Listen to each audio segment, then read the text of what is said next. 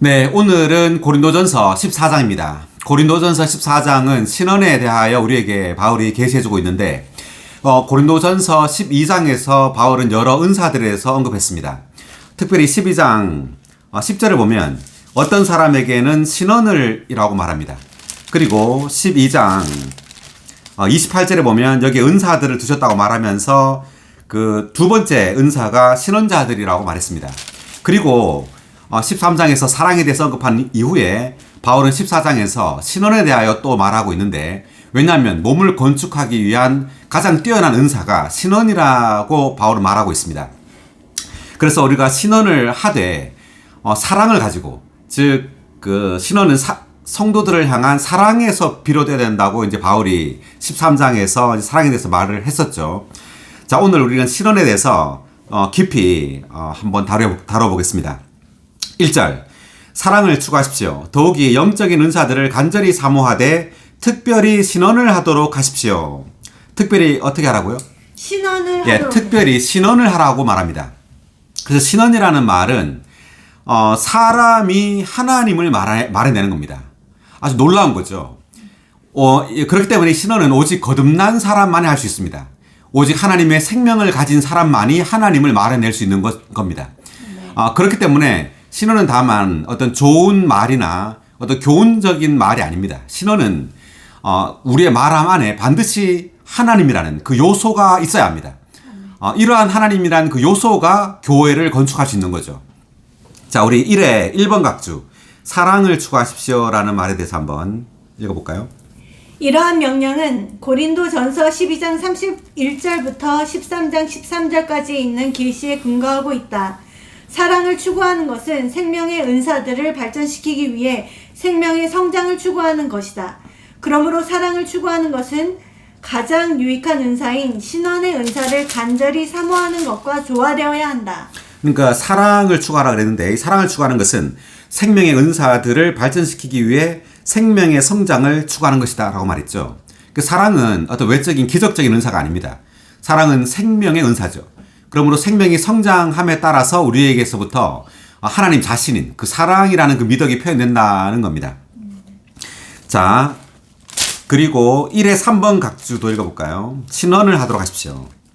신언하는 것은 주님을 위해 말하고 주님을 말해내는 것, 즉 그리스도를 사람들에게 공급하는 것으로서 교회 집회의 주된 요소이다. 네, 여기 신언하는 것에 대한 정의가 나오는데, 주님을 위해 말하고 주님을 말해내는 것이라고 말합니다. 그리고 그리스도를 사람들에게 공급하는 것으로서 교회 집회의 주된 요소이다. 그러니까 주님은 죽고 부활하셔서 생명 주시는 영이 되셨습니다. 이제 생명 주시는 영이 믿는 이들의 영 안에 있죠. 그러므로 우리는 우리의 영을 사용해서 이 생명 주시는 영을 사용함으로 다른 이들에게 그리스도를 공급하는 겁니다. 네, 계속해서. 따라서 신언하려면 신성한 생명이 신언의 내용으로 채워져야 한다. 사랑은 신성한 생명을 체험하는 가장 뛰어난 길이며 교회 건축을 위해 신성한 생명을 신언의 은사의 내용이 되게 하는 가장 뛰어난 길이다.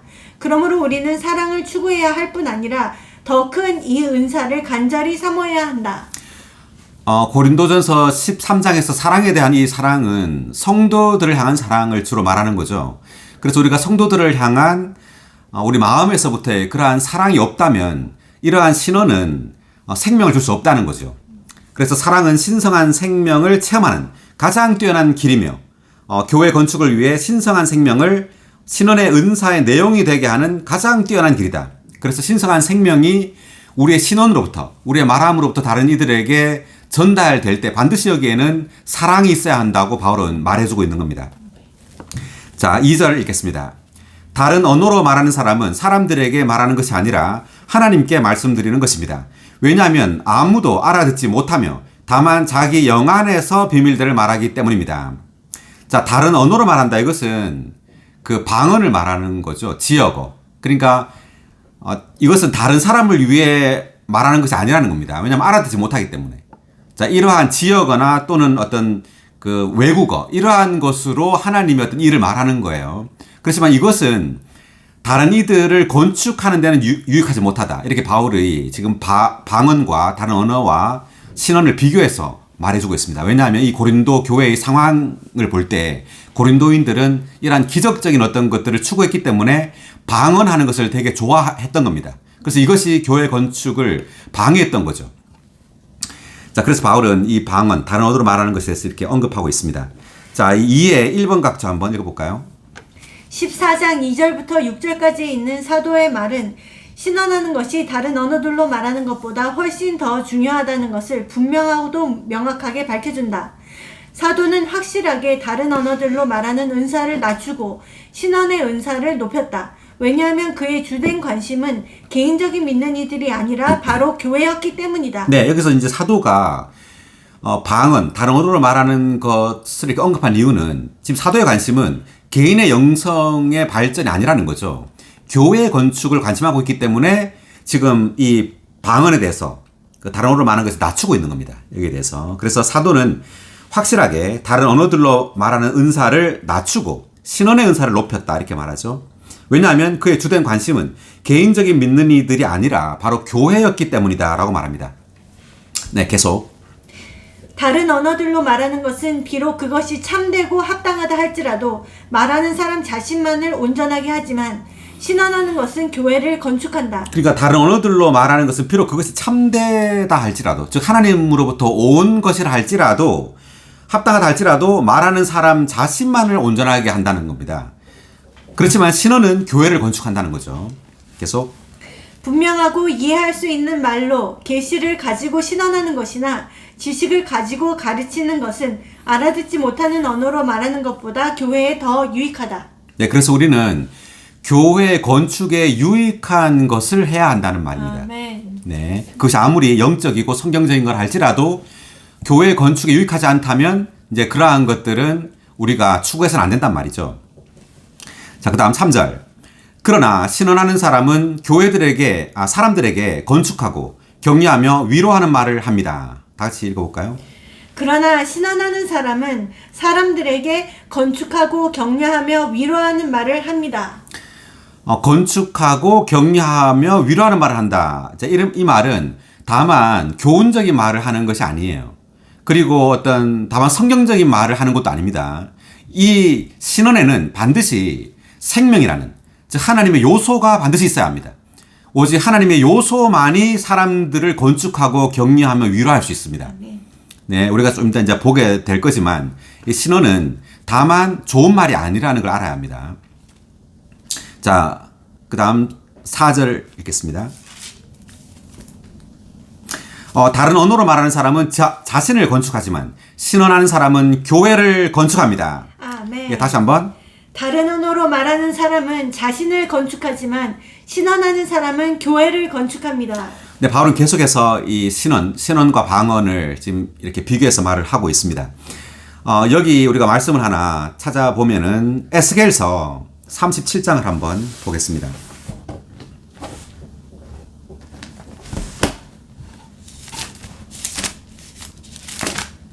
37장 1절 읽어볼까요? 여호와의 손이 내게 임하였고 그분께서 여호와의 영 안에서 나를 데리고 나가시어 골짜기 한 가운데에 세우셨다. 그곳은 뼈들로 가득하였다. 여호와 이제 하나님께서 에스겔을 뼈가 가득한 골짜기로 이제 안내했습니다. 그다음 2절.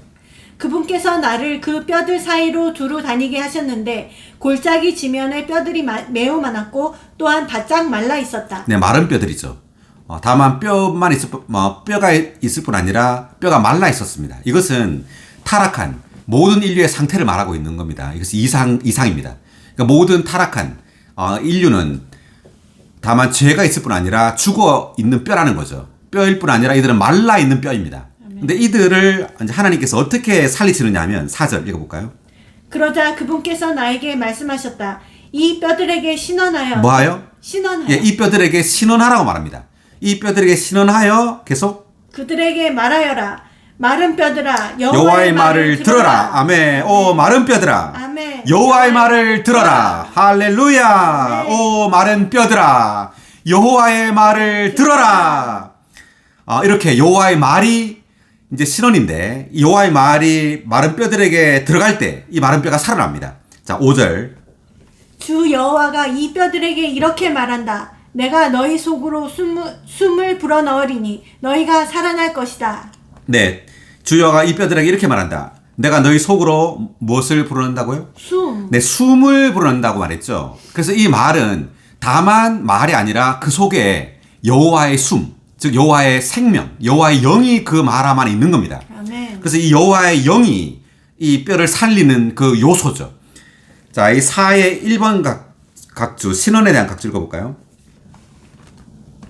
이 장에서 에스겔의 신원은 예언하는 것이 아니라 주님을 위해 무언가를 말해내고 선포하는 것이다. 그러니까 이 에스겔의 신원은 장래, 미래를 예견하는 게 지금 아니란 말이죠. 그죠? 지금 보니까 예견하는 게 아니라 주님을 위해 무언가를 말해낼 때 이 마른 뼈가 살아난다는 겁니다. 계속. 에스겔이 말했을 때 하나님께서 백성에게 그 영을 주셨다. 성경에서 신원의 주된 의미는 예언하는 것이 아니라 주님을 말해내고 사람들에게 주님을 공급하는 것이다. 예, 여기 에스겔이 말했을 때 하나님께서 백성에게 그 영을 주셨다 이렇게 돼 있죠. 그래서 우리의 말 안에는 뭐가 있어야 된다고요? 그 영. 그 영이 있어야 합니다. 우리는 이미 그 영을 가지고 있죠. 주님은 죽고 부활하여 생명 주시는 영이 되었습니다. 고린도전서 몇 장이죠? 15장 네, 45절. 15장 45절. 마지막 아담은 생명 주시는 영이 되셨습니다. 아멘. 마지막 아담은 생명 주시는 영이 되셨습니다. 아멘. 네, 이 생명 주시는 영이 우리의 영 안에 있습니다. 이제 이 생명 주시는 영을 우리가 사용할 때, 우리가 우리의 영을 사용할 때 이 생명 주시는 영은 다른 이들 안으로 분배되어 들어가는 겁니다. 그래서 죽어 있는 이 마른 뼈들인 이들을 살리는 거죠. 아멘. 이것이 바로 신원입니다. 네. 아멘. 자, 계속해서 7절 읽어볼까요? 그래서 나는 명령을 받은 대로 신원하였다. 내가 신원하자 소리가 나더니 갑자기 덜거덕거리며 뼈들이 한데 모여 뼈와 뼈가 연결되었다. 네, 신원하니까 어떻게 됐어요? 덜거덕. 예, 그죠? 소리가 나더니 갑자기 덜거덕거리며 뼈들이 막 한데 모이죠. 다 흩어져 있었단 말입니다. 뼈들이. 그러니까 우리들도 마찬가지인데 모든 인류는 죄가 있을 뿐 아니라 죽어 있을 뿐 아니라 다 흩어져 있어요. 말라 있고. 그런데 신원할 때 여호와의 숨이, 여호와의 영이 들어갔을 때 이제 뼈들이 한데 모이게 됩니다. 이제 하나가 된단 말이죠. 한 몸으로 건축된단 말입니다. 하나가 하는데 모여 뼈와 뼈가 연결되었다. 아멘. 네, 이것이 바로 건축입니다. 네, 신원함으로 교회는 건축되는 겁니다. 네, 우리가 건축되는 유일한 길은 뭐죠? 신원하는 겁니다. 아멘. 네, 우리가 이 하나님의 말씀을 말해낼 때 이 말함이 바로 이들에게 생명을 주어서 이들이 서로 연결돼서 하나의 한 몸으로 건축되는 겁니다. 아멘. 놀랍습니다. 자, 9절도 읽어보겠습니다. 그때 주님께서 나에게 말씀하셨다. 바람에게 신원하여라. 사람의 아들아, 신원하여 바람에게 주 여호와가 이렇게 말한다고 전하여라. 숨아, 사방에서 불어와 이 죽음당한 이들에게 숨을 불어넣어 그들을 살아나게 하여라. 아멘. 오, 숨아, 사방에서 불어와 이 죽음당한 이들에게 숨을 불어넣어. 아멘. 오, 숨을 불어넣어. 아멘. 그들을 살아나게 하여라. 할렐루야. 아멘. 숨을 불어넣어. 자, 우리 그 요한복음 20장 22절 볼까요? 주님께서 이제 죽고 부활하셔서 제자들 안으로 숨을 불어넣었죠. 요한복음 20장 22절입니다. 예수님께서 이 말씀을 하신 후 그들 안으로 숨을 불어넣으시며 말씀하셨다. 성령을 받으십시오. 아멘. 오, 그들 안으로 숨을 불어넣으시며 말씀하셨다. 성령을 받으십시오. 아멘. 오, 성령을 받으십시오. 아멘. 네, 그렇기 때문에 이 성령이 바로 숨입니다. 이 성령이 바로 숨이고 숨이 생명이죠. 이 생명이 바로 영입니다. 즉 주님은 죽고 부활하셔서, 예수님은 부활하셔서 생명 주시는 영이 되어서 이제 제자들 안으로 생명으로 들어가는 겁니다. 그래서 그들은 살아나게 되었죠. 이제 교회로 건축되는 겁니다. 할렐루야. 아멘. 네, 또 한 구절을 이제 그래서 우리의 이 말함, 이 신원은 굉장히 중요합니다. 네, 우리의 이 신원을 통하여 교회가 건축됩니다. 자, 고린도전서 2장 4절을 보겠습니다.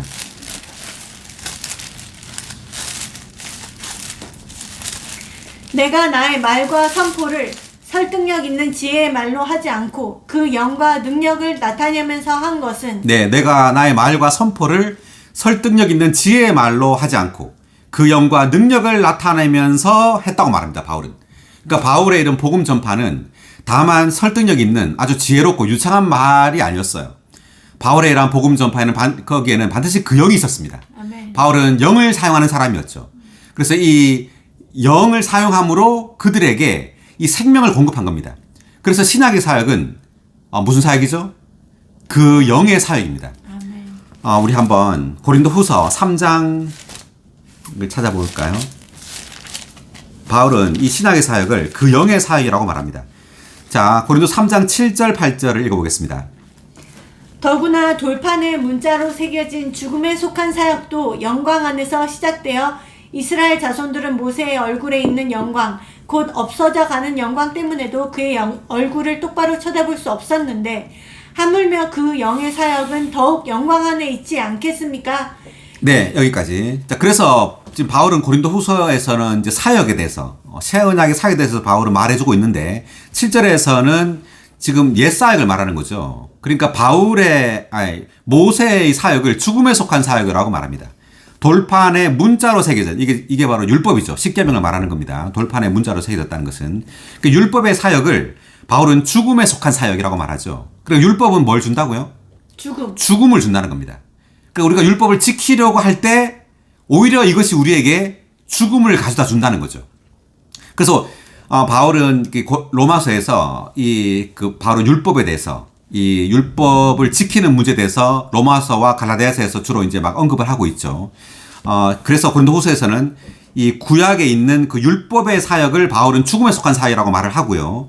8절에서 신약의 사역을 그 영의 사역이라고 말합니다. 아멘. 그래서 우리도 사역자들이죠. 우리도 새 언약의 사역자들입니다. 새 언약의 사역자들로서 우리는 다른 이들에게 성경 말씀을 우리의 노력으로 지키라고 하지 말고 우리는 반드시 그 영을 공급해야 합니다. 아멘. 신약의 사역은 절대적으로 그 영의 사역입니다. 아멘. 네, 다른 이들에게 그 영을 공급하는 사역이 바로 신약의 사역입니다. 할렐루야. 아멘. 네. 자, 고린도후서 우리 할 때 이거 좀 자세히 보겠습니다. 다시 돌아와서.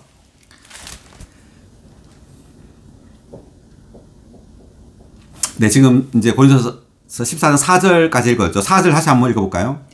다른 언어로 말하는 사람은 자신을 건축하지만 신원하는 사람은 교회를 건축합니다. 아멘. 다른 언어로 말하는 사람은 자신을 건축하지만 신원하는 사람은 교회를 건축합니다. 아멘. 할렐루야. 아멘. 네, 우리는 반드시 신원하기를 힘써야 하고 신원을 추구해야 합니다. 아멘.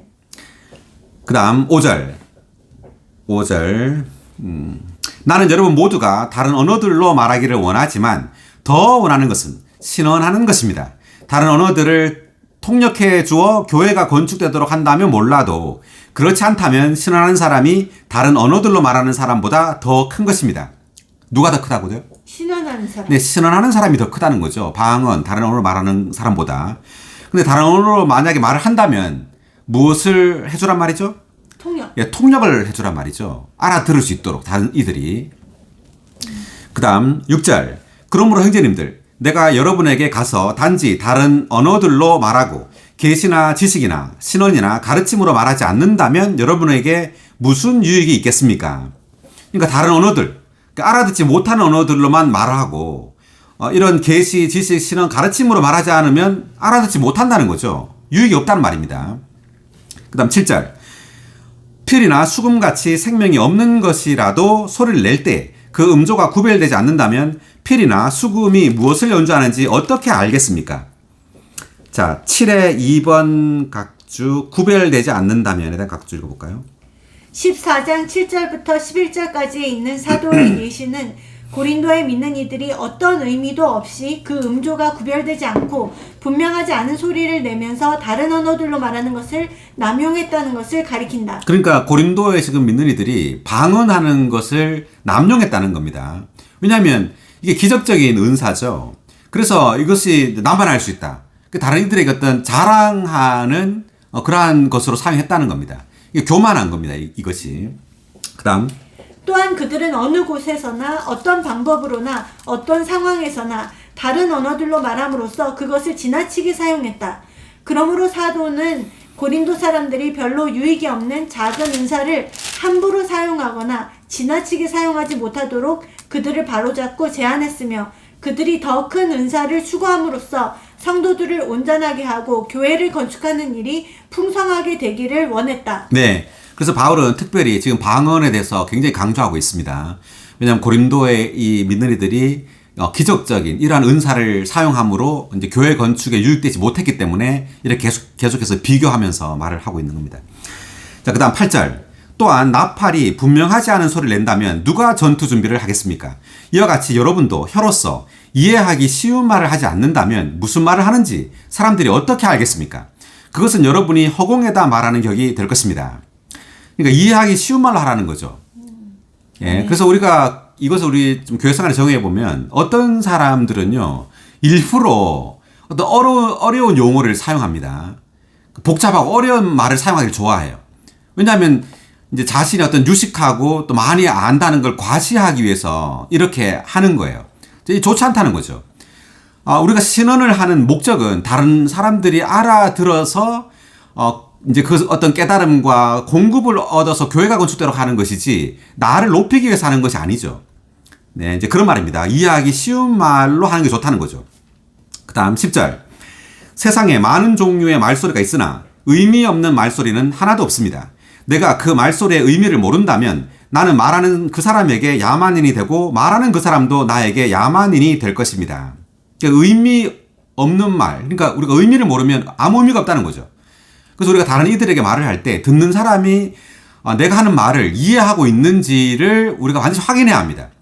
그렇지 않고 다만 나의 유창함만을 관심한다면 교회는 건축되지 않는 겁니다. 왜냐하면 이해를 하지 못하니까 다른 이들이. 그래서 우리 자신의 어떤 영성, 자신의 유창함을 관심하지 말고 우리는 다른 이들에게 어떤 신언하거나 어떤 말씀을 전할 때 듣는 이들이 이것을 이해하고 그리고 이러한 의미를 알아듣는지를 반드시 관심해야 합니다. 자, 그 다음 12절. 여러분도 그와 마찬가지입니다. 여러분은 영들에 대하여 열정적인 사람들이니만큼 이제 교회를 건축하는데 뛰어날 수 있도록 구하십시오. 자, 영들에 대하여 열정적인 사람들이라고 했는데, 자, 이것은 이 고린도인들이 성령과 어떤 악한 영들, 다른 영들을 혼돈했다는 말입니다.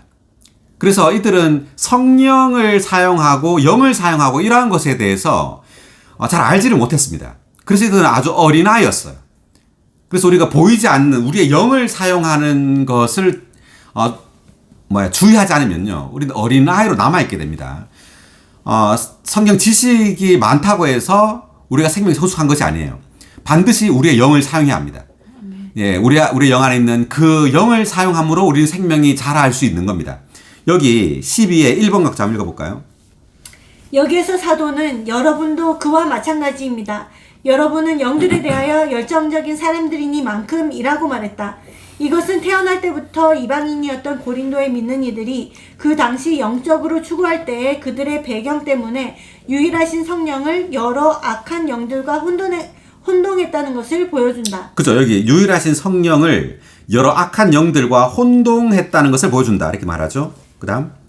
그들은 성령께서 유일하시다는 것에 대해 분명하지도 않았고 그 사실을 합당하게 붙잡지도 않았다.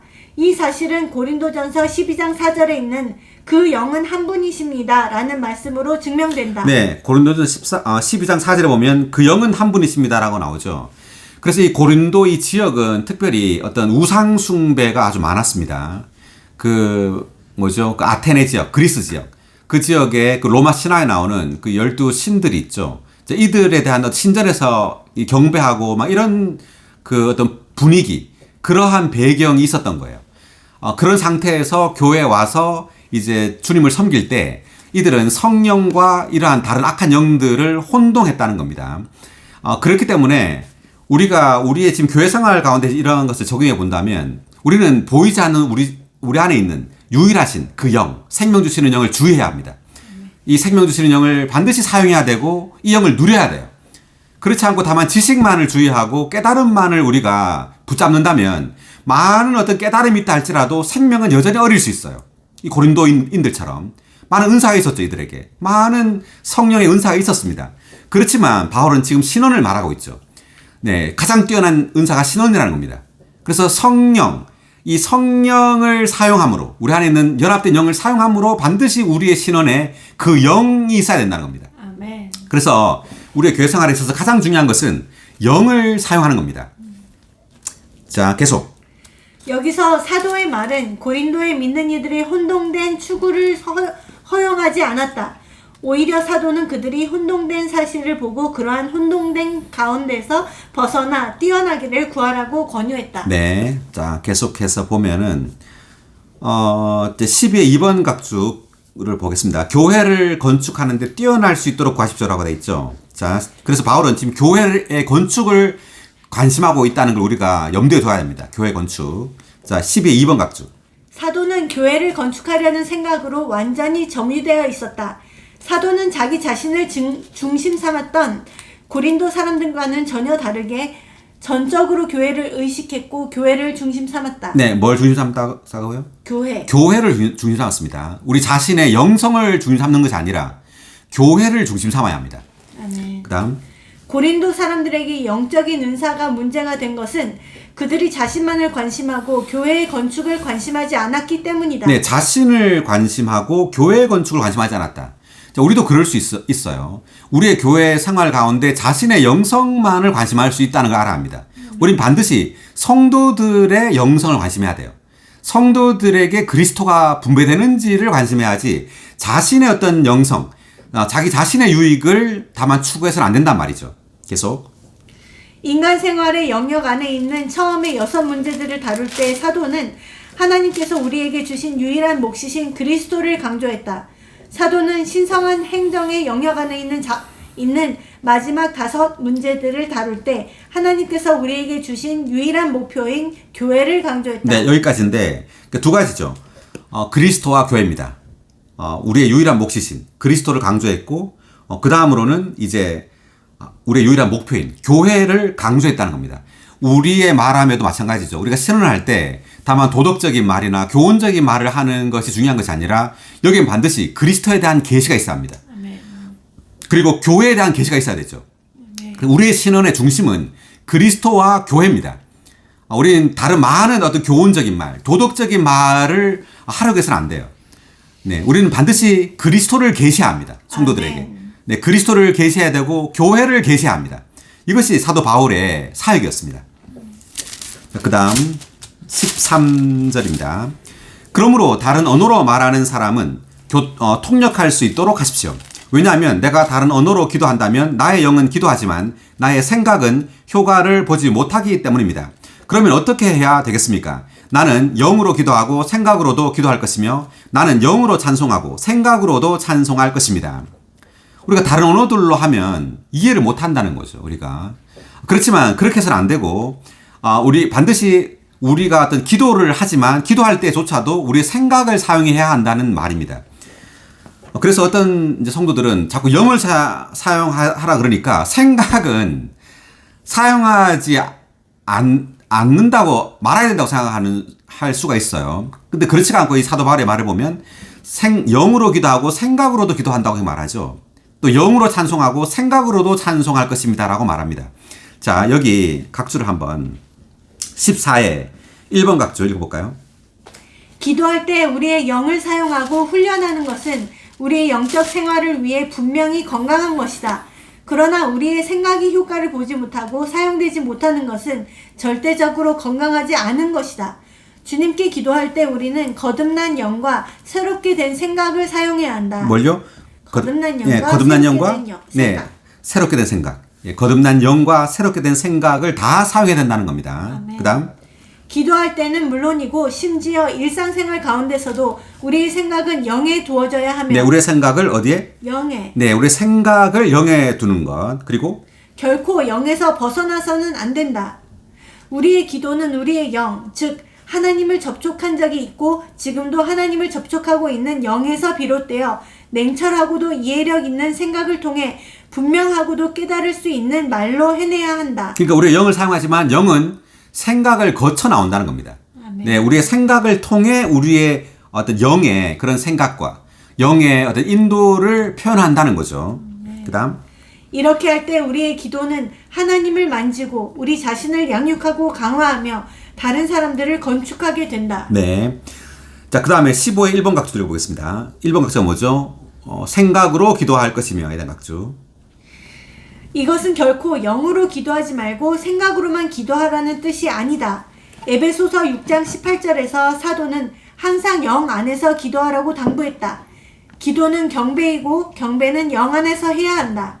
알아들을 수 없는 다른 언어가 아니라 이해할 수 있는 낱말들을 사용하여 영어로 기도할 때 자동적으로 우리의 생각이 사용되어 영의 생각을 해석하고 표현한다. 예, 그러니까 우리가 이해할 수 있는 낱말들을 사용하여 영으로 기도해야 된단 말이죠. 그럴 때 우리의 생각을 해석하고 표현한다는 겁니다. 그래서 그것을 들을 때 또 다른 이들도 공급을 얻고 건수된다는 말이죠. 그다음 여기에서 사도가 뜻한 것은 교회 집회에서 모든 참석자가 유익을 얻도록 우리 영 안에 있는 부담을 표현하기 위해 알아듣기 쉬운 말을 사용하여 우리의 생각으로 기도해야 한다는 것이다. 네, 알아듣기 쉬운 말을 사용하여 우리의 생각으로 기도해야 한다. 그다음 아멘. 교회 집회에서 우리의 기도는 주님께서 듣고 응답하시도록 해야 할 뿐 아니라 모든 참석자가 쉽게 알아듣고 그들이 유익을 얻을 수 있어야 한다. 네, 우리 교회 집회에서 우리 기도할 때 우리는 주님께서 듣고 응답해야 될 뿐만 아니라 모든 참석자가 쉽게 알아듣고 그들이 유익을 얻을 수 있게 해야 한단 말입니다. 그래서 우리가 교회 가운데 모일 때 우리는 분명하고 또 큰 소리로 기도할 필요가 있어요. 아멘. 왜냐하면 다만 주님만 들으시는 것이 아니라 그 집회에 참석한 성도들도 듣고 있죠. 네, 그렇기 때문에 우리는 이렇게 알아듣기 쉬운 어떤 말로 분명한 말로 기도해야 합니다. 그 다음 이 목적을 위하여 우리는 회중 앞에서 기도할 때 우리의 영을 사용하듯이 우리의 생각을 사용하기를 배워야 하며 생각이 영과 협력하고 심지어 영과 하나 되어 영이 우리의 생각의 영이 될 정도로 우리의 생각을 훈련해야 한다. 네, 그래서 우리의 주님은 생명 주시는 영으로 우리의 영 안에 들어왔습니다. 이제 이 영 안에서부터 우리의 혼으로, 우리의 생각, 감정, 의지로 이제 생명이 이제 퍼지는 거죠. 그래서 우리 생각도 생각의 영이 되는 겁니다. 이것이 에베소서 4장 23절에 있죠. 생각의 영이라는 단어가 여기 있습니다. 자, 그 다음 15절까지 지금 읽었습니다. 그 다음 16절. 그렇지 않고 만일 그대가 영으로만 축복한다면 다른 언어들을 배우지 못한 처지에 있는 사람은 그대가 무슨 말을 하고 있는지 알지 못하는데 어떻게 그대가 드리는 감사에 아멘이라고 말하겠습니까? 영으로만 축복한다면 이 말은 방언을 말하는 겁니다. 그러니까 이제 알아듣지 못하는 거죠. 그 말을. 알아듣지 못하는데 어떻게 아멘이라고 하겠느냐는 말이죠. 그 다음 17절. 그대가 감사를 잘 드리지만 다른 사람은 건축되지 않습니다. 내가 하나님께 감사하는 것은 내가 여러분 모든 사람보다 더 많이 다른 언어들로 말한다는 것입니다. 그 바울도 방언을 한다는 말이죠. 네, 했다는 말이죠. 바울도. 그러나 나는 교회 안에서 다른 언어로 1만마디 말을 하는 것보다 오히려 나의 생각으로 5마디 말을 하여 다른 사람들을 가르칠 수 있기를 바랍니다. 다 같이 읽어볼까요?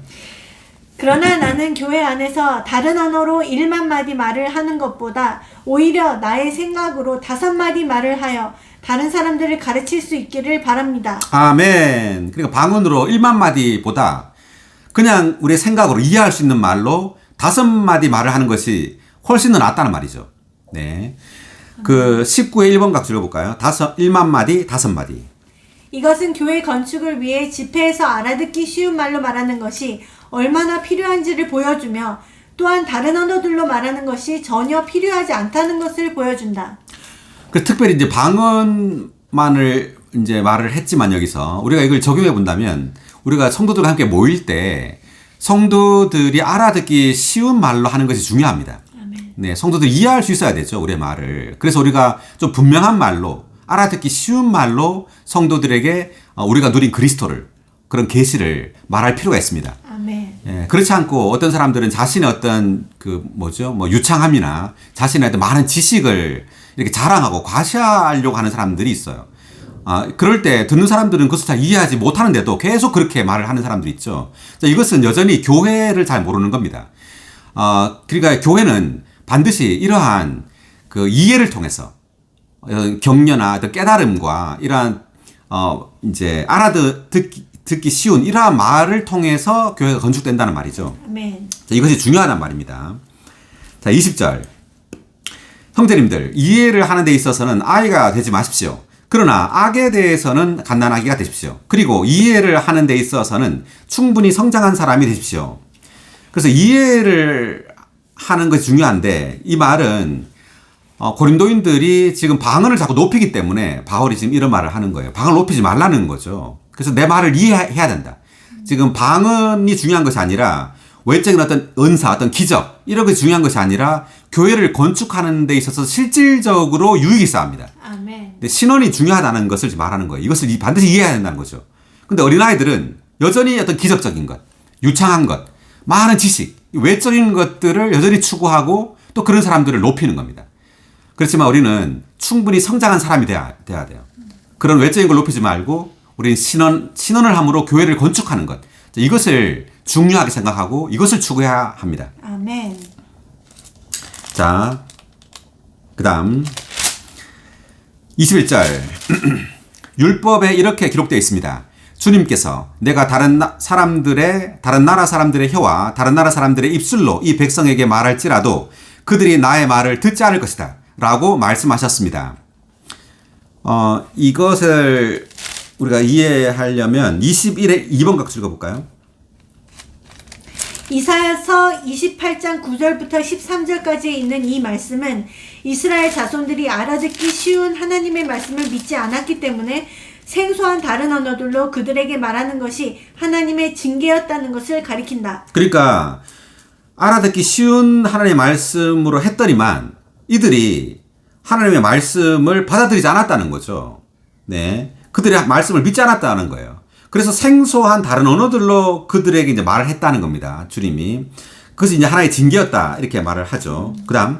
그러므로 사도가 이 말씀을 인용한 것은 고린도 사람들이 사도를 통해 주어진 이해할 수 있는 하나님의 계시를 합당하게 받지 않았다는 것을 암시한다. 그러니까 사도 바울의 말이 이렇게 쉬웠기 때문에 오히려 이 쉬운 말을 안 받아들인 겁니다. 우리가 교회 가운데서 이럴 수가 있어요. 우리 막 어렵고 다른 사람들이 모르는 어떤 그런 막 심오한 단어들, 그러한 어떤 지식들, 성경 지식들 이러한 것들을 추구할 수가 있습니다. 그러면 빗나가는 겁니다. 우리는 지식을 추구하지 말아야 돼요. 추구하지 말아야 되고 생명을 추구해야 합니다. 아멘. 근데 우리는 이제 성경은 한 권이죠. 우리 이 성경 한 권을 계속 반복해서 계속 이 소가 계속 되새김질 하잖아요. 되새김질 하는 짐승이 정하다고 말하죠. 이 말은 되새김질 함으로 우리는 그 깊이 안으로, 말씀의 깊이 안으로 들어갈 수 있어요. 아멘. 예, 많은 사람들은 다른 사람들이 모르는 어떤 많은 말을 알고 그것을 이렇게 배움으로 심오해지고 말씀을 이해할 수 있다고 생각하지만 그런 것이 아닙니다. 우리 말씀을 계속 반복해야 돼요. 아멘. 반복하고 묵상하고 기도할 때 이 말씀의 깊이 안으로 들어가고 더 깊은 빛비춤을 받을 수 있습니다. 아멘. 자, 그런 것들이 이제 교만해서 그런 겁니다. 지식을 추구하는 것이.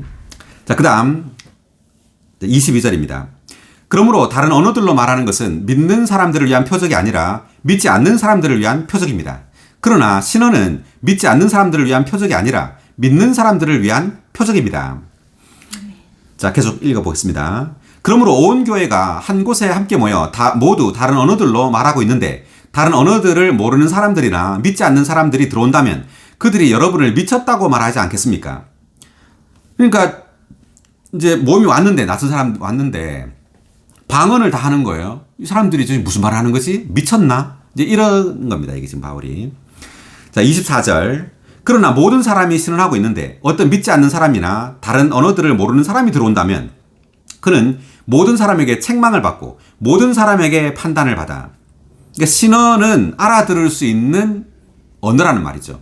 그래서 이 말을 알아듣고는 책망과 판단을 받는다는 겁니다. 네, 그래서 24에 1번 각주 읽어볼까요?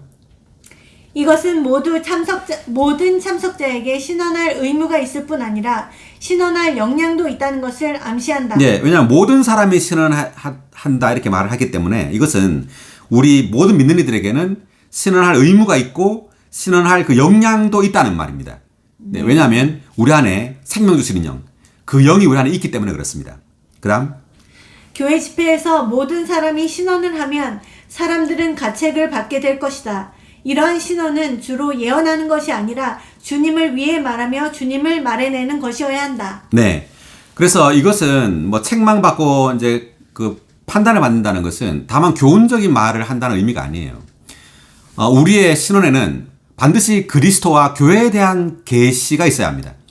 네, 이러한 그리스도와 교회에 대한 이러한 계시가 우리로 하여금 책망을 받고 판단을 받는다는 의미죠.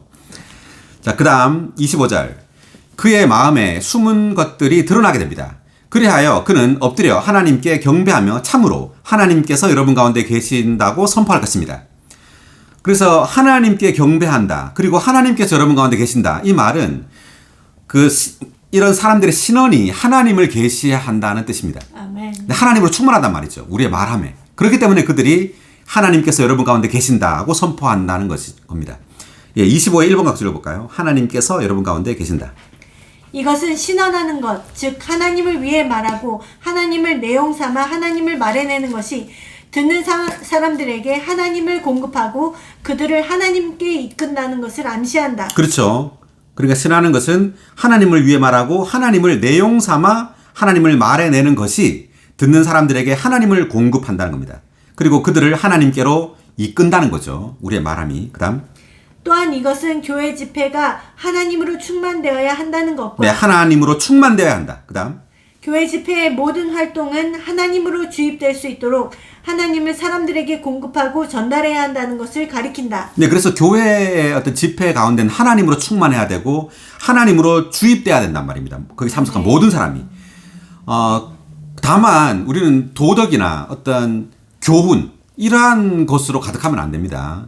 자, 이것이 아니라 하나님으로 충만해야 돼요. 아멘. 절대적으로 다른 문제죠. 신원은 하나님을 말해내는 겁니다. 그 다음 26절입니다. 형제님들, 그러면 어떻게 해야 하겠습니까? 여러분이 함께 모일 때마다 각 사람이 찬송시를 가지고 있고 가르침을 가지고 있고 계시를 가지고 있고 다른 언어를 가지고 있고 통역을 가지고 있습니다. 모든 것을 건축을 위하여 하십시오. 아멘. 한번 더 읽어볼까요? 형제님들, 그러면 어떻게 해야 하겠습니까? 여러분이 함께 모일 때마다 각 사람이 찬송시를 가지고 있고 가르침을 가지고 있고 계시를 가지고 있고 다른 언어를 가지고 있고 통역을 가지고 있습니다. 모든 것을 건축을 위하여 하십시오. 아멘. 자, 우리가 함께 이제 모이죠. 믿는 이들은 주님을 믿고 난 다음에 믿는 이들끼리 함께 모여서 이제 집회를 합니다. 뭐 매일 모이든 뭐 일주일에 한번 모이든 이렇게 모일 때 각 사람이 찬송시 또 가르침, 계시, 다른 언어, 통역 이제 이러한 것들을 가지고 있단 말입니다. 가지고 있기 때문에 이것을 이제 서로 이제 말을 하겠죠. 말하고 같이 그리스도를 누릴 겁니다. 그리스도를 전람하고 같이 그리스도를 누림으로 교회가 건축된단 말이죠. 자, 그래서 26에 우리가 1번 각주를 한번 읽어 보겠는데요. 이제 처음부터 읽지 말고 거기 어디 있죠? 이것은 보이나요? 이것은 우리가 교회 집회 올 때 네, 한번 읽어볼까요? 이것은 우리가 교회 집회에 올 때 주님을 찬양하는 찬송시든지 다른 사람들을 온전하게 하고 양육하기 위해 그리스도의 풍성을 공급하는 교사의 가르침이든지 그러니까 주님을 찬양하는 찬송시 또는 그리고 그리스도의 풍성을 공급하는 교사의 가르침 그 다음 하나님의 비밀이신 그리스도와 그리스도의 비밀인 교회에 관한 하나님의 영원한 목적의 이상을 보여주는 신원자의 계시이든지 네, 그러니까 그리스도와 교회에 대한 어떤 이상을 보여주는 계시이든지 그다음 믿지 않는 사람들이 그리스도를 알고 받아들일 수 있도록 그들에게 표적으로 주신 다른 언어이든지 네, 방언이죠. 다른 언어. 그다음 그리스도와 그분의 몸에 관하여 다른 언어로 말한 것을 이해할 수 있게 하는 통역이든지 네, 방언을 통역하는 통역. 그다음 주님께 속한 어떤 것을 가지고 와서 다른 사람들과 함께 나누어야 한다는 것을 가리킨다. 네, 이러한 것들 찬송시, 가르침, 계시, 다른 언어, 통역 이러한 것들 다 가지고 와야 된다는 거죠. 집회 때 와서 사람들과 함께 이것을 나누고 누려야 된단 말입니다. 집회 때. 그다음 집회에 오기 전에 우리는 주님에 대한 체험이나 또는 말씀을 누리고 기도 안에서 그분과 교통하는 가운데 주님께 받은 것과 주님께 속한 것으로 집회를 위해 우리 자신을 준비해야 한다. 집회에 온 다음에는 영감을 받기 위해 기다릴 필요가 없고 기다려서도 안 된다.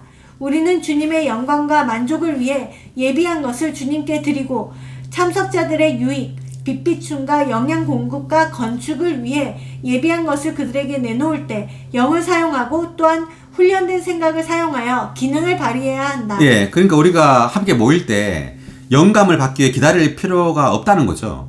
또는 어떤 누군가 뭐 장로나 인도하는 사람도 기다릴 필요가 없는 겁니다. 그냥 우리는 즉시 우리가 누린 것들, 가지고 온 것들을 내놓고 함께 누리면 됩니다. 함께 찬송을 뭐 몇 장 찬송하기 원합니다. 이렇게 하든지 어쨌든 몇 절 성경 몇 절을 읽기 원합니다. 하든지. 그래서 이러한 영감을 기다리지 말고 이렇게 우리가 준비한 것들을 집에 가져와서 함께 기능을 발휘함으로 누리는 겁니다. 네. 여기까지 읽고요. 자, 그 다음 26절에서 이제 이게 교회 집회에 대해서 지금 말을 했죠. 찬송시, 가르침, 계시, 다른 언어, 이제 통역. 이 모든 것들을 뭘 위해 하라고요? 교회 건축. 네, 교회 건축을 위하여 이 모든 것들을 하라는 겁니다. 그래서 바울은 지금 교회 건축을 관심하고 있어요. 27절. 누가 다른 언어로 말하려면 둘 혹은 많아야 셋이서 차례로 말하고 한 사람은 통역해야 합니다. 그러나 만약 통역하는 사람이 없다면 교회에서는 잠잠하고 자기 자신과 하나님께만 말하십시오. 예, 통역하는 사람이 없으면 교회에서는 하지 말란 말이죠. 그 다음 29절. 신원자들은 둘이나 셋이서 말하도록 하고 다른 사람들은 분별하도록 하십시오. 그러나 거기 앉아있는 다른 어떤 사람이 계시를 얻으면 먼저 말하던 사람은 잠잠하십시오. 그러니까 신원하는 사람이 있는데 29절에 30절에 보니까 다른 어떤 사람이 계시를 얻으면이라고 말했죠. 그러면 이 신원은 어떤 계시를 말하는 거예요. 네. 그 다음 31절. 왜냐하면 여러분 모두가 한 사람씩 신원할 수 있는데 이렇게 함으로써 모든 사람이 배우고 모든 사람이 격려를 받게 되기 때문입니다. 네, 31절을 다시 한번 읽어볼까요? 왜냐하면 여러분 모두가 한 사람씩 신원할 수 있는데 이렇게 함으로써 모든 사람이 배우고 모든 사람이 격려를 받게 되기 때문입니다. 네. 네, 여기서 여러분 모두가 한 사람씩 신원할 수 있다 그랬는데 우리 민수기 11장 29절을 한번 찾아보겠습니다. 11장 29절을 읽어주세요. 그러나 모세가 그에게 말하였다. 그대가 나를 생각하여 시기하는 것인가? 나는 여호와의 모든 백성이 신원자였으면 좋겠고 여호와께서 그분의 영을 그들 위에 임하시게 하셨으면 좋겠네. 나는 여호와의 모든 백성이 신원자였으면 좋겠고 라고 지금 모세가 말하죠. 모든 백성이 신원자였으면 좋겠고 여호와께서 그분의 영을 그들 위에 임하시게 하셨으면 좋겠네 라고 말합니다. 그렇기 때문에 우리 모든 사람이 신원할 수 있다는 겁니다. 우리가 주님을 믿는 이라면 그 안에 하나님의 영이 있다면 모든 이들이 신원할 수 있다는 거죠. 신원할 수 있는 역량이 있다는 겁니다. 그리고 여호와께서 그분의 영을 그들 위에 임하시게 한다 이 말은 신원을 통해서 하나님을 보여준다는 말입니다. 그러니까 우리의 신원은 반드시 하나님의 나타남이어야 합니다. 자, 여기 29 1번 각주 읽어볼까요? 모세는 모든 이스라엘 백성이 신원자들 곧 하나님을 위하여 말하는 사람들이 되기를 원했다. 이 말은 모세가 언급한 위대한 예언이었다. 모든 백성이 하나님을 위하여 말하는 것은 고린도전서 14장에서 바울이 격려하였고 교회 집회에서 믿는 이들이 신원함으로써 하나님의 신약 경륜 안에서 이루어지고 있다. 신원이라는 것은 굉장히 놀라운 겁니다. 아주 위대한 거죠.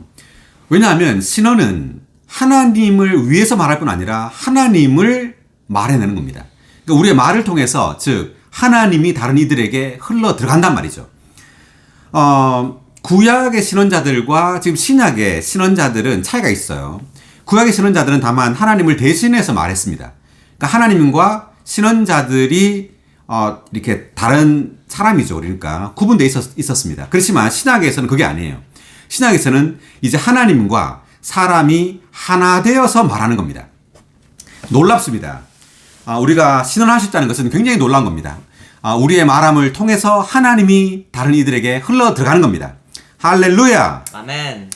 자, 다시 돌아와서 32절. 신원자들의 영은 신원자들에게 복종합니다. 다시 한번 읽어볼까요? 신원자들의 영은 신원자들에게 복종합니다. 여기서 이제 신원자들의 영을 바울이 말했는데 이것은 우리의 그 신원은 우리의 그 신원에 대한 영과 관련돼 있다는 말이죠. 그러니까 반드시 영을 사용해야 한단 말입니다. 지금 믿는 이들의 영은 연합된 영입니다. 하나님의 영과 사람의 영의 연합이죠. 자, 우리 로마서 8장 16절을 읽어볼까요? 14절 읽어볼까요?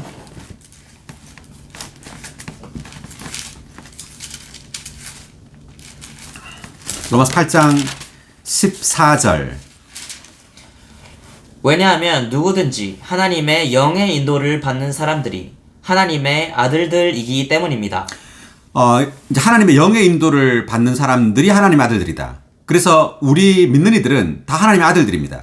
이제 하나님의 아들들은 무엇의 인도를 받는다고요? 하나님의 영. 네, 하나님의 영의 인도를 받는 거죠. 구약 백성들은 구름 기둥과 불 기둥의 인도를 받았습니다. 그 출애굽기에서 단체적으로. 근데 신약은 이제 하나님의 영이 우리의 영 안으로 들어왔습니다. 이제 이제 내적인 내주하는 영이죠. 이제 내주하는 하나님의 영의 인도를 받는 사람들이 하나님의 아들들입니다. 자, 14의 1번 각주를 볼까요?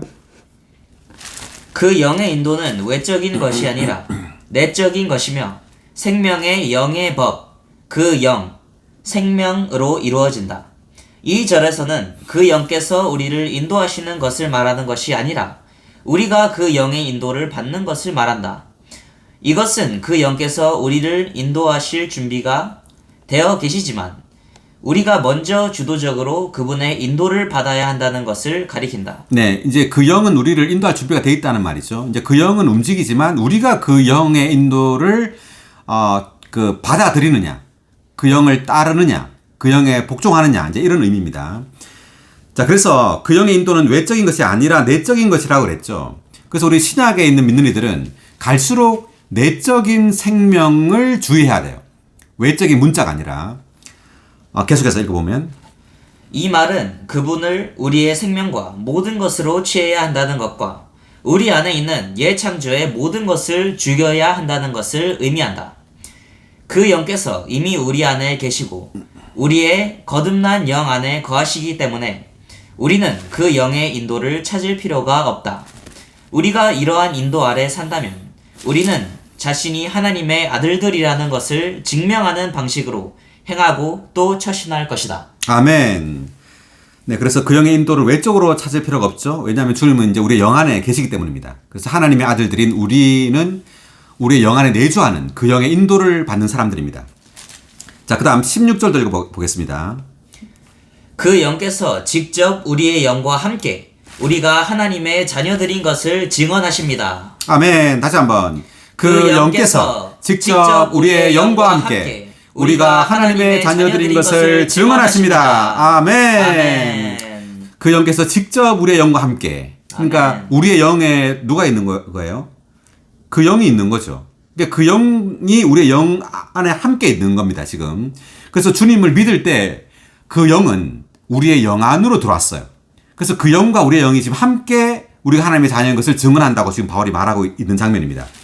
자, 16의 3번 각주를 보면 읽어볼까요? 이것은 우리가 아니요. 16의 3번 각주, 2번 각주. 이것은 그 영께서 증언하시고 우리의 영도 증언하는 것이 아니다. 오히려 그 영께서 우리의 영과 함께 증언하시는 것이다. 이것은 우리의 영이 먼저 주도적으로 증언해야 한다는 것을 가리킨다. 그럴 때 그 영께서 우리의 영과 함께 증언하실 것이다. 네, 우리의 영이 먼저 주도적이어야 된다는 거죠. 그러니까 우리의 영이 먼저 주도적으로 증언할 때 그 영께서 이제 우리의 영과 함께 증언한다. 이런 의미입니다. 자, 그러니까 이제 동력한다는 거죠. 이제 주님의 영이 있지만 주님의 영은 우리의 어떤 동의를 떠나서는 혼자 우리를 인도하는 것이 아니에요. 반드시 우리와 협력하는 겁니다. 그 영은. 자, 이것에 대한 그림을 한번 우리 에스겔서를 보겠습니다. 에스겔서 1장 16절.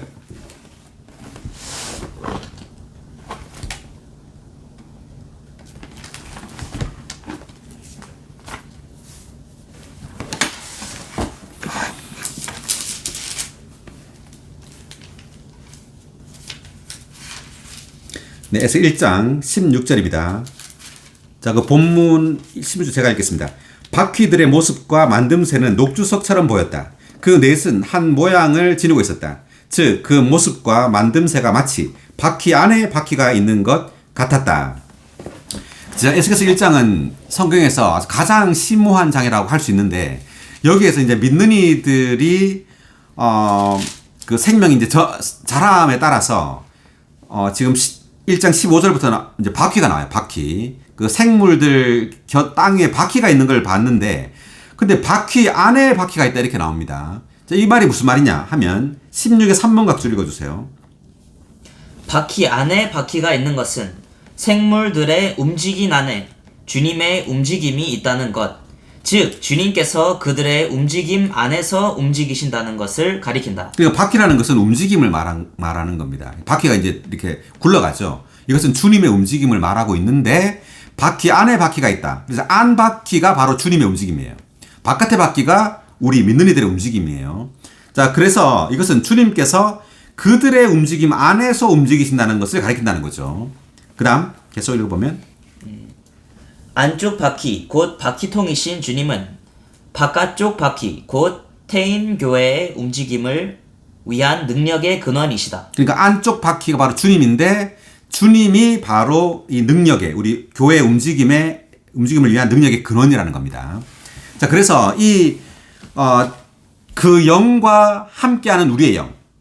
자, 이 두 영이 하나의 영으로서 역사하는 거예요.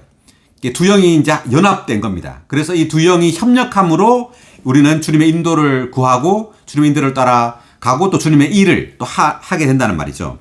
32절 다시 돌아와서 보면은 자, 신원자들의 영은 신원자들에게 복종합니다. 자, 이 말은 그러니까 우리 안에 있는 이 영은 연합된 영은 마음대로 이렇게 자기 마음대로 이제 행하는 게 아니라는 말이죠. 마음대로 우리가 동의하지 않았는데 우리 안에 신원자들의 영이 마음대로 말하거나 이렇지 않다는 거예요.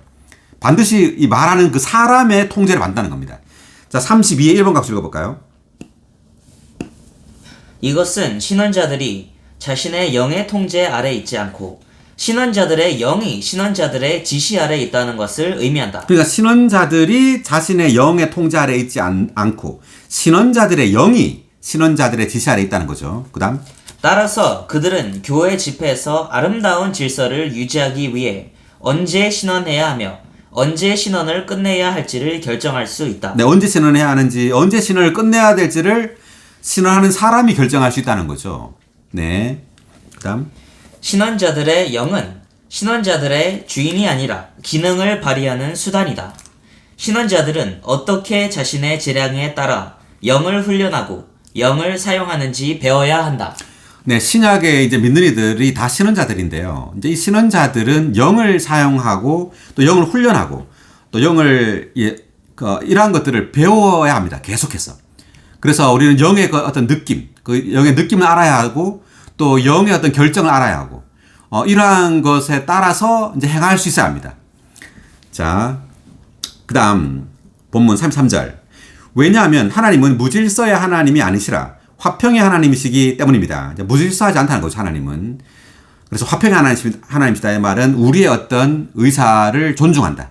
그러니까 우리와 함께 동력하고 협력한다는 말이죠. 무질서하게 막 말하고 그 영 혼자서 막 이렇게 뭘 하는 것이 아니라 귀신들처럼 귀신들의 영이 사람을 통제하는 방식이 아니라는 거죠. 하나님의 영은. 자, 성도들의 모든 교회들에서 그러하듯이 여자들은 교회 안에서 잠잠하십시오. 왜냐하면 그들에게는 말하는 것이 허락되지 않기 때문입니다. 율법에서도 말하는 것처럼 여자들은 복종해야 합니다. 여자들은 교회 안에서 잠잠하다. 이 말은 여자들은 신원하지 말아야 된다 이런 뜻이 아니에요. 교회 집회에서. 자, 그럼 무슨 뜻이냐면 어떤 여자들이 가르치거나 또 권리자로서 어떤 가르치거나 교리를 규정하기 위해 어떤 말하는 것이 허락되지 않는다 이런 뜻입니다. 고린도전서 11장에 보면은 각 사람의 머리가 그리스도고 여자의 머리가 남자라고 이렇게 말하죠. 어떤 질서가 있다는 말이죠. 일단 권위에 어떤 질서가 있습니다. 자, 이러한 질서 안에서 이 교회 이러한 집회가 유지돼야 된다는 뜻입니다. 자, 한번 디모데전서 2장 12절을 볼까요?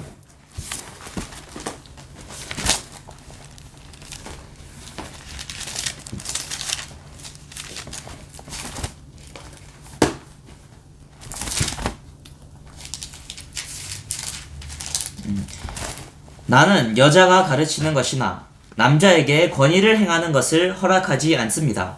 다만 조용히 하십시오. 이게 나오죠. 나는 여자가 가르치는 것이나 남자에게 권위를 행사하는 것을 허락하지 않는다 이렇게 말했죠. 그래서 다만 모든 말 하지 말라 이런 뜻이 아니에요. 가르치거나 권위를 행사하는 것을 허락하지 않는다 이렇게 말하는 겁니다. 자, 여기 12의 1번 각주 읽어볼까요? 여기에서 가르치는 것은 신성한 진리에 관한 교리들의 의미를 교리적인 의미를 권위를 가지고 가르치는 것, 곧 규정하고 결정하는 것을 의미한다. 그러니까 가르치는 것은 신성한 진리에 대한 교리적인 의미를 권위를 가지고 가르치는 것. 여자가. 자, 이것을 허락하지 않는다는 뜻이고, 그 다음. 여자가 이런 방식으로 가르치거나 남자 위에 권위를 행사하는 것은 자기의 위치를 떠나는 것이다. 하나님께서 창조하실 때 남자는 머리가 되도록 정해졌고 여자는 남자에게 복종하도록 정해졌다. 교회 안에서 우리는 하나님께서 이렇게 정하신 것을 지켜야 한다. 네. 다 위치가 있다는 말이죠. 남자, 여자의 위치가 있고, 집 가정에서는 이제 부모, 아버지의 어떤 위치가 있고, 어떤 지위가 있는 거죠. 권위가 있는 거죠. 이러한, 또 우리는 하나님의 어떤 권위 아래에 있는 거고, 일단 권위가 있고, 어떤 위치가 있는 겁니다. 이러한 것들을 이제 지켜야 한다는 뜻입니다. 자, 그 다음, 다시 돌아와서, 네, 그게 이제 34절에 2번 각주를 쭉 읽어보면 이제 그런 말이 나오고 있는데, 이제 한번 읽어보시고요. 자, 35절. 여자들이 무엇을 배우고자 한다면 집에서 자기 남편에게 물어보십시오. 왜냐하면 여자가 교회 안에서 말하는 것은 부끄러운 일이기 때문입니다. 하나님의 말씀이 여러분에게서 나왔다는 말입니까? 아니면 여러분에게만 이르렀다는 말입니까?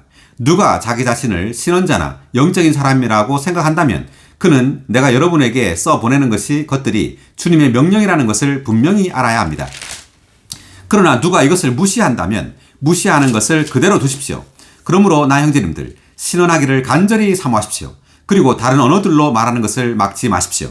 모든 것을 품위 있게 하고 질서 있게 하십시오. 아멘. 네, 39, 40절 다시 한번 읽어보겠습니다.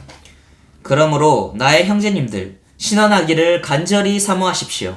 그리고 다른 언어들로 말하는 것을 막지 마십시오. 모든 것을 품위 있게 하고 질서 있게 하십시오. 아멘. 여기 이제 39의 1번 각주, 신원하기를 간절히 사모하십시오에 대한 각주 읽어볼까요? 사실상 이 장 전체는 신원과 다른 언어들로 말하는 것을 다루고 있다. 신원은 그리스도의 풍성한 사역으로 성도들과 교회를 건축하기 위한 가장 유익한 은사이기 때문에 사도는 그것을 높이 평가하고 장려했다. 다른 언어들로 말하는 것은 교회를 건축하는데 어떤 유익도 주지 못하기 때문에 사도는 그 가치가 낮다는 것을 신실하게 들추어냈다. 그러니까 지금 14장에서 방언, 즉 다른 언어로 말하는 것, 그리고 신원을 계속 바울은 비교하고 있습니다. 그래서 다른 언어로 말하는 것은 낮추죠. 그 가치를 낮게 평가하고 있고, 신원하는 것은 높이 평가하고 또 이것을 장려하고 있습니다. 계속. 사도가 높이 평가한 것과 들추어낸 것은 둘 다 그리스도의 풍성으로 교회를 건축하시는 하나님의 목적을 이루기 위한 그의 관심에 따른 것이었다. 이 장의 결론 부분에서 사도는 여전히 하나님의 건축을 위해 신원하기를 간절히 사모하라고 당부했다. 그러나 그는 교회의 포괄성과 하나를 지키기 위해서 다른 언어들로 말하는 것을 막지 말라고 당부했다. 네, 교회의 포괄성, 그리고 하나를 지키기 위해서. 자, 이 말 중요한데요. 그러니까 다른 언어로 말하는 것을 막지 말라고 했습니다. 자, 이것은 다른 언어로 말하지 말라고 이제 교회에서 막지 말라는 말이죠. 자, 이것은 이제 교회 포괄성이란 말은 우리가 어떤 실행에 있어서는요, 우리에게는 어떤 획일화 되어서는 안 돼요. 다만 우리는 그리스도를 다른 이들에게 분배하는 것, 그래서 몸이 건축되는 것, 그리스도와 교회에 관한 하나님의 경륜을 강조해야지 이것에 도달하기 위한 어떤 방법, 어떤 실행을 우리가 너무 강조하면은 분열되죠. 하나가 될 수가 없습니다. 그렇기 때문에 여기 바울은 다른 언어로 말하는 것을 막지 말라는 이런 말을 함으로 교회의 포괄성을 말하는 겁니다. 우리는 진정으로 주님을 믿는 이들과 하나 되어야 되죠. 그러기 위해서는 우리는 강조해야 할 것을 강조하고 강조하지 말아야 될 것을 강조하지 말아야 됩니다. 성경에 그것이 있다 할지라도 성경에서 그러한 어떤 진리와 그러한 실행이 있다 할지라도 그것이 중심적인 그리스도와 교회에 관한 하나님의 경륜, 즉 그리스도를 분배함으로 몸을 건축하는 그러한 중심적인 어떤 진리가 아니라면 그것이 성경적이 아니라 할지라도 우리는 그것을 붙들지 말아야 된다는 겁니다. 그럴 때 우리는 다른 교회들과도 하나 될 수 있다는 거죠. 그렇지 않으면 우리는 하나 될 수 없죠. 우리의 실행을 따르지 않으면 우리는 이제 교통하지 않겠다. 이제 이렇게 되는 겁니다. 그렇게 말을 하지 않더라도 그렇게 되는 거죠. 그래서 바울은 이렇게 말함으로 제일 끝에 보니까 교회 포괄성 그리고 하나를 지키기 위해서 다른 언어들로 말하는 것을 막지 말라고 당부했다. 이렇게 말합니다. 네, 그리고 이제 15장 다음 주 이제 15장을 할 텐데요. 이제 15장은 부활에 대해서 나옵니다. 자, 부활은 굉장히 중요한데 이러한 우리가 신언을 한다는 것은 사실상 그 신언은 부활하신 그 그리스도, 생명 주시는 영을 다른 이들에게 이제 분배하는 거죠. 그러므로 이 복음의 핵심은 바로 부활입니다. 부활이 없다면 모든 것이 다 다만 교리에 지나지 않게 되는 겁니다. 실제가 없게 되는 거죠. 그 요소, 그 생명이 없게 되는 겁니다. 그렇기 때문에 바울은 15장 전체에서 이제 부활에 대한 문제, 특별히 마지막 아담은 생명 주시는 영이 되었다는 이것에 대해서 우리는 그 포커스, 초점을 두고 한번 보도록 하겠습니다.